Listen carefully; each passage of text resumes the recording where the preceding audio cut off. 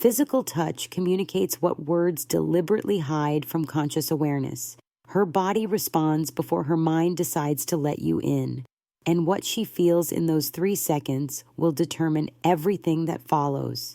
Here's what most men never understand. Physical touch isn't just physical. It's a language, an assessment, a test you didn't know you were taking. When her skin makes contact with yours, something ancient activates, something that existed long before language, long before social conditioning taught her what she's supposed to feel. And in that moment, she's not thinking about your job, your car, or the clever thing you said at dinner. She's feeling something far more primal, something she'll never articulate, because even she doesn't fully understand it. This matters because most men are operating blind. They think attraction is built through conversation, through demonstration of value, through strategic moves and calculated behavior. They're playing chess while she's speaking a different language entirely. Touch reveals what her words conceal. It bypasses the logical mind and speaks directly to the limbic system, the part of her brain that doesn't care about your credentials, the part that's been evaluating male presence for hundreds of thousands of years. And if you don't understand what's happening in those moments, you'll keep wondering why everything felt right until it suddenly didn't, why the energy shifted, why she pulled away, why she never called back. Neuroscience tells us something most men ignore. Physical touch activates the somatosensory cortex, but more importantly, it triggers the insula, the part of the brain responsible for emotional awareness and interception, the internal sense of self. When you touch her, you're not just making physical contact. You're sending information directly into her emotional processing center. And here's the part that changes everything. That information is being evaluated for safety, dominance, intention, and authenticity in milliseconds, before conscious thought, before social performance.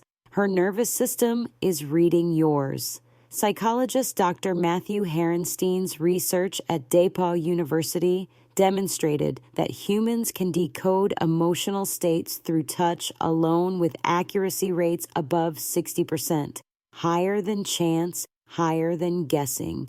Touch communicates anger, fear, disgust, love, gratitude, sympathy, but it also communicates something far more subtle: presence, confidence, control, and the absence of those things. A man who hesitates before touching her arm sends a different signal than a man who touches with quiet certainty. The hesitation communicates doubt, approval seeking, a question mark where there should be a period, and her body registers that immediately. So, what is she actually feeling? What's happening beneath the surface when your hand brushes her lower back, when your fingers graze her arm, when you pull her closer in a way that feels both dangerous and safe at the same time? Let's go deeper into the 7 things she feels but will never admit. Not because she's hiding them from you, but because admitting them would require acknowledging a part of herself that doesn't align with the version she presents to the world. 1, the relief of surrendering control. She spends her entire day managing her image, her emotions, her responses, the way she's perceived by coworkers, friends, strangers who might judge her for existing incorrectly. Modern life demands constant self-regulation, and it's exhausting.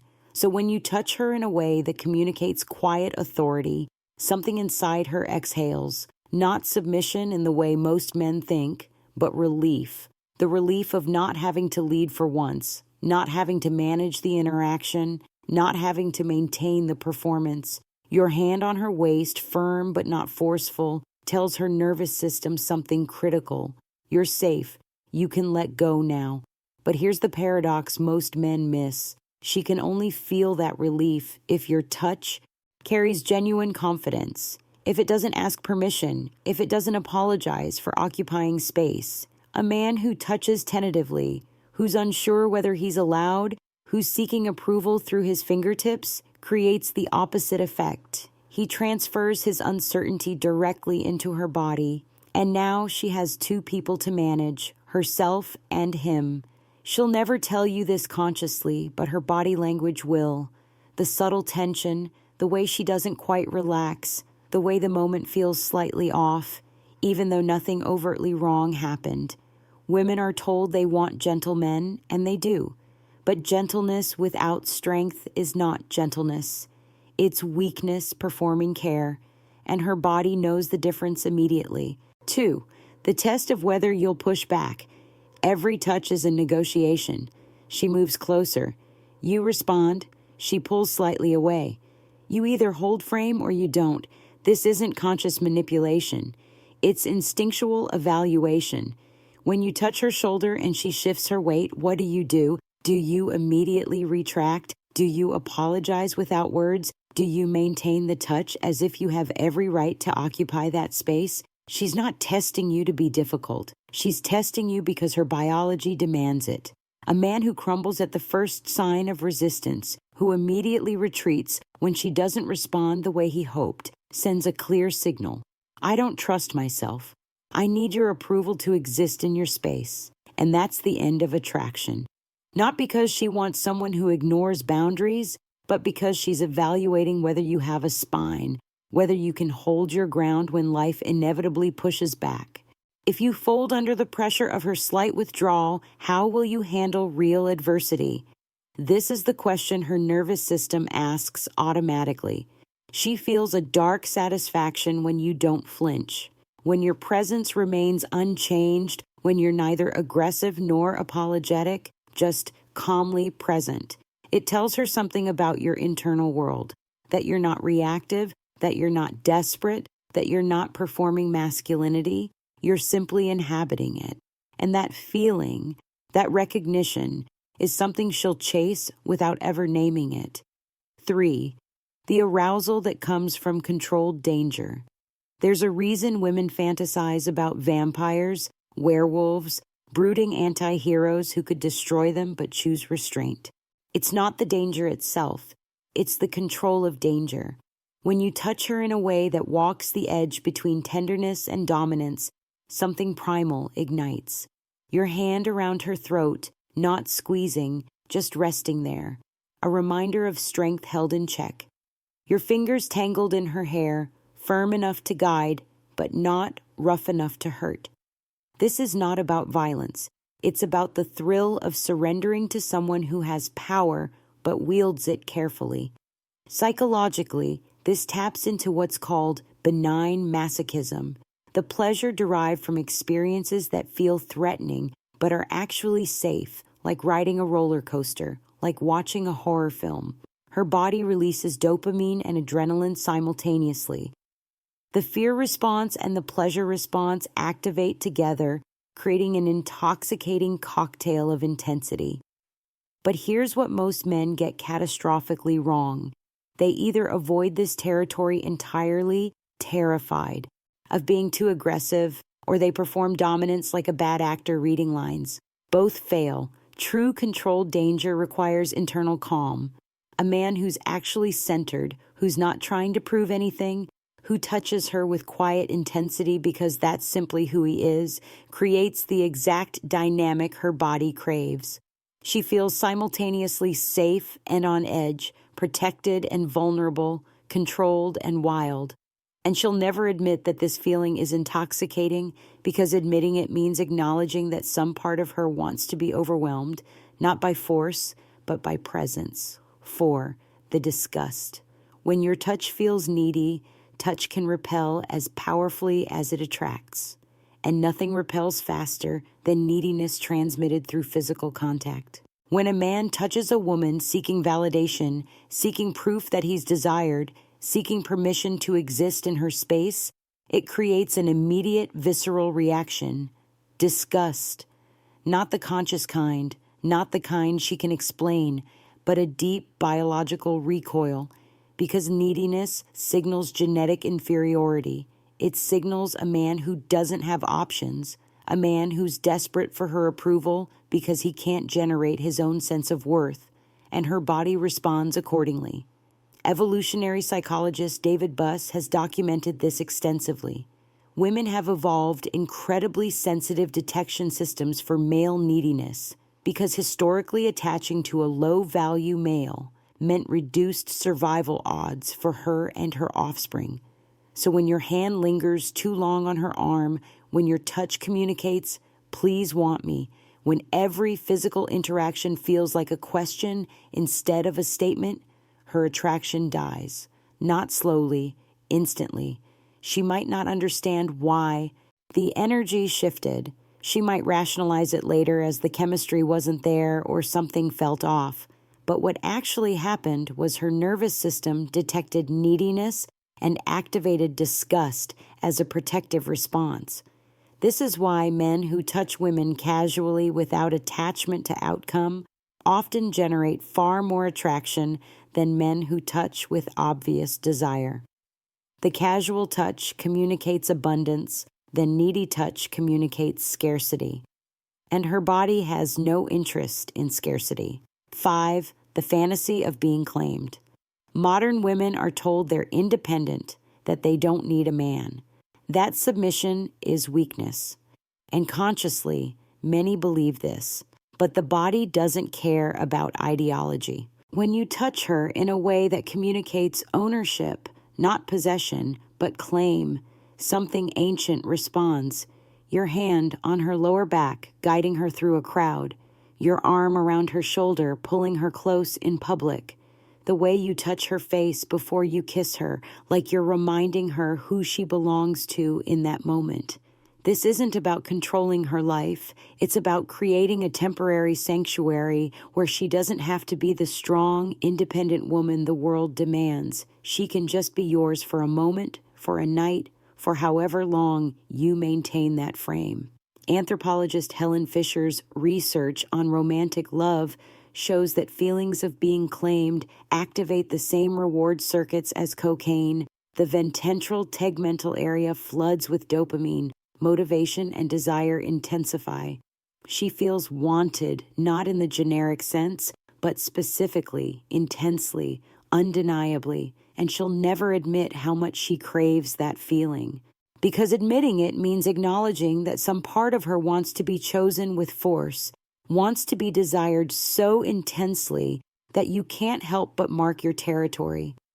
Not through words, through touch, through presence, through the way your hand finds the small of her back like it's the most natural thing in the world, like she's already yours. 6. The comfort of masculine stillness. Women exist in a world of constant motion, emotional motion, social motion, the exhausting dance of reading every interaction, every micro-expression, every shift in energy. So when you touch her with stillness, with complete presence, with zero agenda, something rare happens. She feels peace, not excitement, not arousal, just deep cellular calm. Your hand resting on her knee while you talk, not moving, not seeking, just present.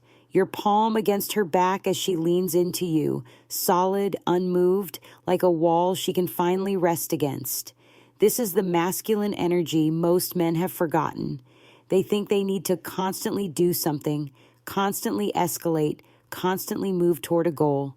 But sometimes the most powerful thing you can offer is nothing, just grounded, quiet presence transmitted through touch. Polyvagal theory, developed by Dr. Stephen Porges, explains this beautifully. The nervous system has different states: sympathetic activation, fight or flight, dorsal vagal shutdown and freeze, and ventral vagal, social engagement and safety. When you touch her with genuine stillness, you activate her ventral vagal system. Her body recognizes safety, and in that safety, she softens not because you did something impressive, but because you stopped trying to impress. You just existed fully in the moment, and your touch communicated that. Most men will never understand how powerful this is because it requires genuine internal peace. It requires not needing anything from her, and that kind of touch, that kind of presence is rarer than any technique or move. 7. The recognition of being truly seen. This is the deepest one, the one she'll never be able to articulate.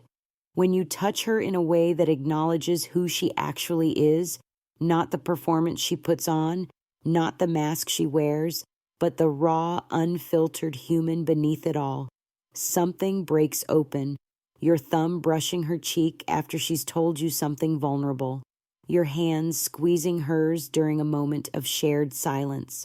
The way you touch her shoulder when no one else is watching, like you're reminding her that you see her, not the Instagram version, not the polished, acceptable version. You see her, and that terrifies her, because being seen is the most intimate thing a human can experience. It's more intimate than sex. It's more vulnerable than nakedness. When your touch communicates that you see past the walls, past the defenses, past the carefully constructed narrative of who she's supposed to be, she feels both exposed and relieved. Exposed because she can't hide anymore. Relieved because she doesn't have to. Psychologist Carl Rogers called this unconditional positive regard, the experience of being fully seen and accepted without judgment. And when that's communicated through touch, it bypasses all intellectual defenses. She can't rationalize it away. She can't pretend it didn't happen. She can only feel it. And what she feels in that moment is something she's been searching for her entire life without knowing how to name it. Connection, real connection. The kind that doesn't require performance. The kind that doesn't need words. The kind that simply exists in the space between your hand and her skin. So, here's the truth. Most men never learn. Touch is not a technique. It's not something you do to get a result. It's a transmission, a direct line from your internal world to hers, and she's reading that signal constantly. Every hesitation broadcasts doubt, every need broadcasts scarcity, every agenda broadcasts inauthenticity, but every moment of genuine presence, every touch that comes from centeredness rather than want, every time you make contact without needing anything in return, you're speaking the only language her body truly understands, the language of masculine groundedness, the language of quiet authority, the language of someone who doesn't need her validation because he's already validated himself. And that language, that frequency, is what she's been waiting for. Not in you specifically, but in a man who finally understands that she doesn't need another person trying to take from her. She needs someone strong enough to simply stand still and let her come to him because she will. When you stop chasing, when you stop needing, when your touch finally says what your words never could, I'm here and I'm not going anywhere, and you're safe to be whoever you actually are. That's when everything changes. That's when touch becomes more than physical contact. It becomes the only truth that matters. She'll never tell you any of this, but her body already has. You just have to learn to